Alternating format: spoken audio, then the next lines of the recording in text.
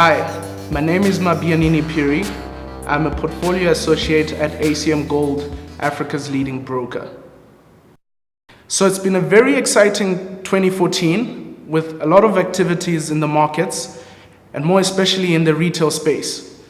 Some of the top trends we expect to see in 2015 will be in the space of marketing and how retailers will battle out in engaging with their customers on multiple channels and platforms. For example, some of the structures that will change in the traditional retailing space would be the way retailers communicate and interact with their customers. One of the biggest trends we're going to see in 2015 is the consumer and how the consumer is going to react to the current economy.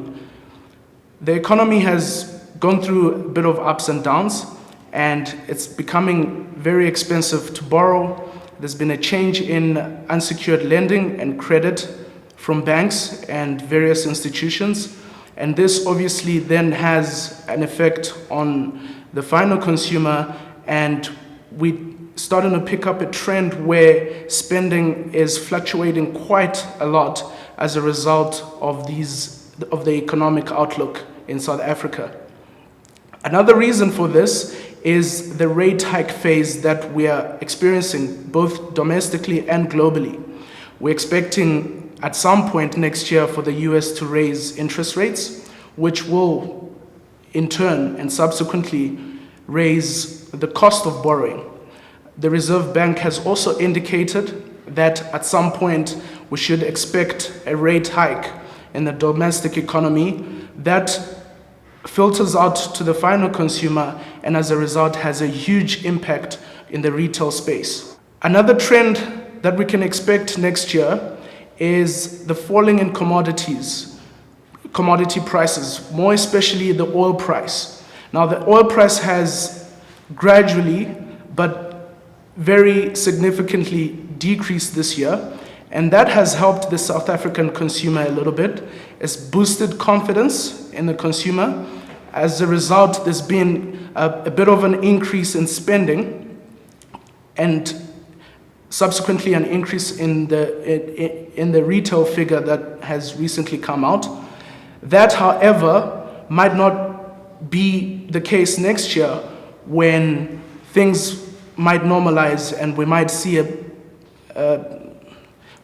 a recovery in the oil price. So we've seen the oil price plummet this year as a result of an oversupply in the market.